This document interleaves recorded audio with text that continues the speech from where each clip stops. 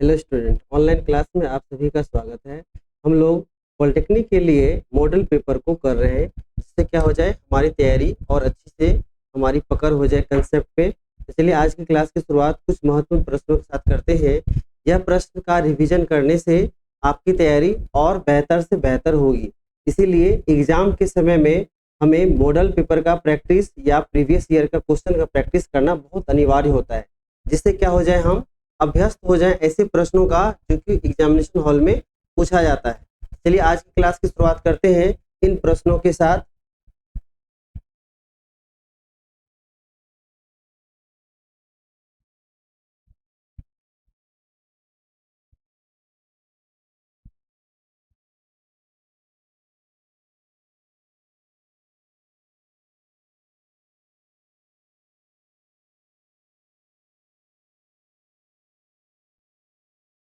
प्रश्न दिया हुआ है कि 100 ग्राम पानी का ताप 5 डिग्री से 95 डिग्री सेंटीग्रेड तक बढ़ाने में कितनी ऊष्मा लगेगी। इसके ऑप्शंस देख लेते हैं पहले।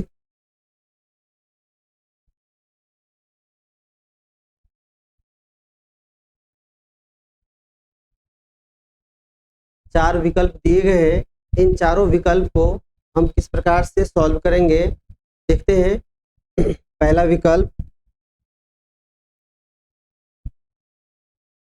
देखिए, आपको मास दिया हुआ है, जल्दी से हो जाएगा 10 मिनट लगेगा। इस सारे क्वेश्चंस को हम आराम से बना सकते हैं। देखिए, द्रव्यमान दिया गया है, आपको कितना दिया गया है, मास है 100 ग्राम। 100 ग्राम को हम लोग क्या करते हैं, केजी में कन्वर्ट करते हैं। क्या हो जाएगा आपको, आप 100 में आप क्या कीजिएगा 1000 से डिवाइड कीजिएगा, क्योंकि द्रव्यमान को क्या बनाना है, आपको किलोग्राम में कन्वर्ट करना। क्या हो जाएगा, आपको कट जाएगा 0.1 केजी हो गया। ठीक है, द्रव्यमान क्या हो गया आपको 0.1 केजी।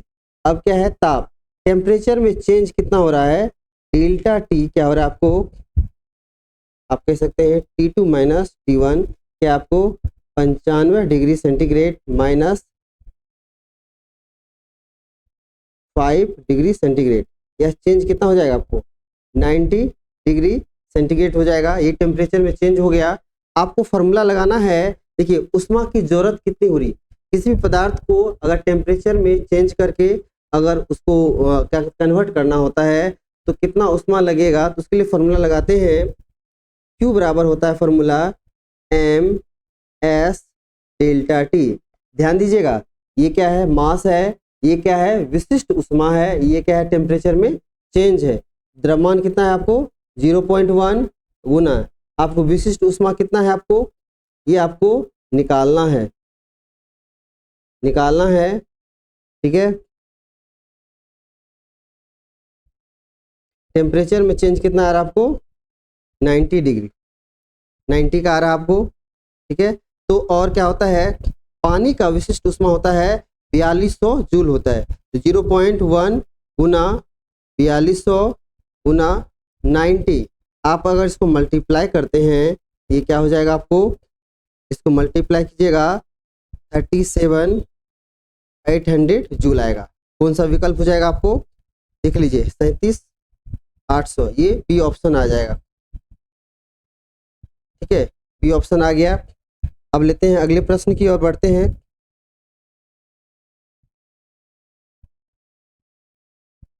कह रहा है कि 1.5 वोल्ट, ध्यान दीजिएगा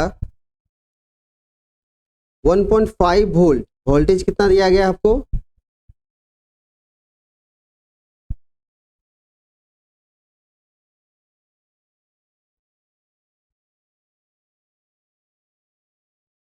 वोल्टेज है 1.5 वोल्ट, आर दिया गया है 15, तो धारा का मान पूछा जा रहा है, आई का मान क्या होगा, तो V बराबर क्या होता है, IR होता है। ठीक है, तो यहाँ से हम क्या करेंगे, आई निकालेंगे, इसलिए आई बराबर क्या हो जाएगा, V बटे R हो जाएगा। V वोल्टेज कितना है आपको 1.5 बटे कितना है 15, दशमलव हटाइए 1 0 नीचे, 15 से 15 कट गया 0.1। ठीक है, 1/10 का मतलब कितना हो गया आपको 0.1 एम्पियर करंट हो गया। देखिए 0 एम्पियर क्या आपको सी ऑप्शन में है।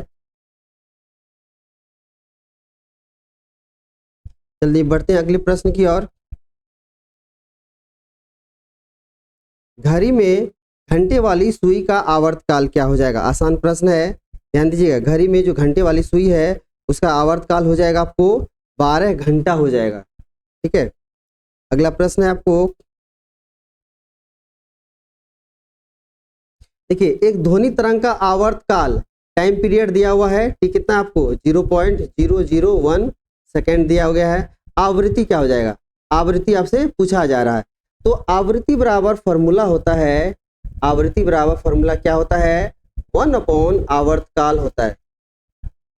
आवर्तकाल होता है तो 1/1 आवर्तकाल कितना रखेंगे 0.001, यहाँ से दशमलव हटाएंगे 1 2 3 अंक 3 0 ऊपर हो गया आपको। ठीक है, 1000 क्या हो जाएगा आपको 1000 हर्ट्ज।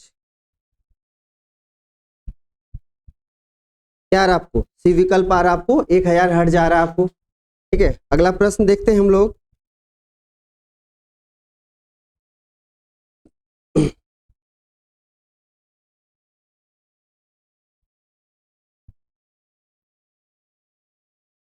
कह रहा है निम्नलिखित में किसके लिए डायोड बल्ब प्रयुक्त नहीं होता है?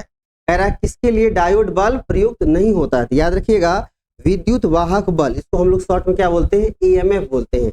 ईएमएफ के लिए क्या होता है डायोड बल्ब का प्रयोग नहीं होता है। ट्रांसफार्मर का कोड बनाने के लिए कौन सा पदार्थ सर्वाधिक उपयुक्त है? ट्रांसफार्मर का जो कोड होता है, ठीक है, वो जो उसका क्या कहते हैं कॉइल के साथ जो लगा रहता है कोड, ठीक है, कौन सा पदार्थ का बना रहता है? तो वो विशेष पदार्थ का बना रहता है। उसके लिए हम क्या करते हैं नर्म लोहे का प्रयोग करते हैं। ठीक है, इसके लिए स्टील तांबा निकेल का प्रयोग बिल्कुल नहीं करते हैं, ये गलत विकल्प है। सिर्फ क्या करते हैं नर्म लोहे का प्रयोग करते हैं। कांच की प्लेट से गुजरने पर प्रकाश की तरंगदैर्घ्य का वेग क्या होगा अगर अपवर्तनांक कितना है 1.6 दिया हुआ है? देखिए अपवर्तनांक दिया हुआ है, तरंग का वेग पूछा जा रहा है। इसका आंसर देख लेते हैं। इसका विकल्प होगा आपको आंसर होगा 1.875 × 10⁸ मीटर पर सेकेंड। ठीक है, ये हो जाएगा इसका आंसर, पहला आंसर हो जाएगा आपको। पूर्ण सूर्य ग्रहण का अधिकतम समय कितना है? तो जब पूरा पूर्ण सूर्य ग्रहण लगता है उसके लिए जो अधिकतम समय दिया गया है वह होता है आपको 460 सेकेंड। याद रखना है पूर्ण सूर्य ग्रहण के लिए जो अधिकतम समय है वह है आपको कितना 460 सेकेंड। ध्वनि तरंगे किस प्रकार की होती है? अनुप्रस्थ होती है, अनुदैर्घ्य होती है, ठीक है, या दोनों होती है। आपको क्या रखना है ध्वनि तरंग है ना, साउंड वेव जो होता है अनुदैर्घ्य होती है। ठीक है, साउंड वेव क्या है आपको अनुदैर्घ्य होती है।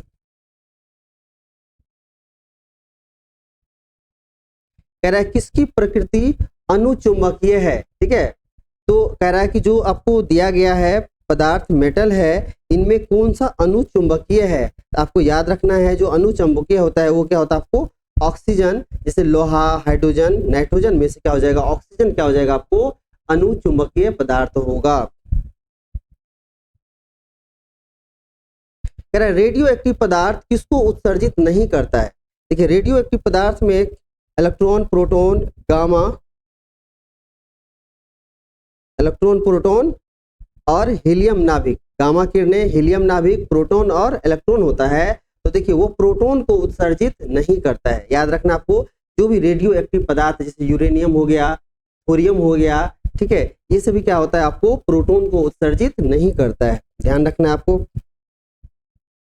कह रहा है कि जब कांच की छड़ को रेशम से रगड़ा जाता है, ध्यान रखिएगा, एक आपको है ऊन और बिल्ली के खाल वाला कंसेप्ट है। एक जब कांच की छड़ को रेशम के यानी कांच की छड़ को रेशम से जब रगड़ा जाता है तो उसमें कौन सा आवेश उत्पन्न होता है? तो आपको ध्यान रखना है क्या इसका आंसर क्या हो जाएगा धनावेशित। कांच का छड़ है, मान लीजिए ये छड़ है कांच का शीशे का बना हुआ, उसको रेशम दो अलग अलग पदार्थ में जब रगड़ते हैं तो घर्षण के कारण क्या होता है आवेश का उत्पन्न होता है। आवेश जो उत्पन्न होता है जनरेट होता है उसको कई सारे रीजन होता है, घर्षण के द्वारा होता है, उसको क्या इंडक्शन के द्वारा होता है, ठीक है, तो यहाँ पर क्या कहा है, कांच के छड़ को अगर रेशम से रगड़ा जाता है तो कौन सा आवेश उत्पन्न होगा, आपको पॉजिटिव चार्ज उत्पन्न होगा, आपको ध्यान रखना है। न्यूनतम संभव आवेग है, आवेग क्या होता है, इंपल्स होता है F गुना T, यानी किसी वस्तु पर जो आरोपित बल है और समय के गुणनफल को हम लोग क्या बोलते हैं, आवेग, इंपल्स बोलते हैं। कह रहे न्यूनतम संभव आवेग कितना है, उसके लिए आपको क्या करना, ध्यान रखना है 1.6 × 10⁻⁻19 कूलम जो होगा, ये चार्ज होगा, वो क्या आपको न्यूनतम, यहाँ पर गलत लिखा हुआ है, आपको आवेग नहीं, क्वेश्चन के हिसाब से आपको यहाँ पे क्या है, बिल्कुल अलर्ट रह के देखने की जरूरत है। क्या न्यूनतम संभव आवेश होगा, इसको क्या कीजिए, अंडरलाइन हम कर रहे हैं, क्योंकि कोई भी अगर गलत क्वेश्चन बाय मिस्टेक अगर छपा जाता है, टाइप हो जाता है, तो हम उसको क्या करेंगे, डिस्कशन के दौरान ही उसको हम डिस्कशन करके उसको क्लियर कर देंगे। यहाँ पर आवेग बिल्कुल नहीं है, ये क्या है, आवेश है, ध्यान दीजिएगा, आवेश है, चार्ज, इसका अंग्रेजी क्या होता है, चार्ज होता है। चार्ज मिनिमम जो चार्ज होता है वह होता है 1.6 × 10⁻⁻19 कूलम होगा, ठीक है। जो मिनिमम चार्ज होगा आपको ये हो जाएगा, आपको डी विकल्प हो जाएगा। पृथ्वी के केंद्र का ताप लगभग कितना है, पृथ्वी के केंद्र का ताप लगभग है, यानी कि 4000 सेंटीग्रेड, ठीक है, इकाई, दहाई, सैकड़ा, हजार, 4000 डिग्री सेंटीग्रेड जो है पृथ्वी के केंद्र, यह बहुत अत्यधिक ताप है। अगर आप पृथ्वी के केंद्र पर जाते हैं तो वहां जो टेम्परेचर मिलेगा बहुत हाई मिलेगा, वो कितना मिलेगा आपको, 4000 डिग्री सेंटीग्रेड, ठीक है। अगला प्रश्न है,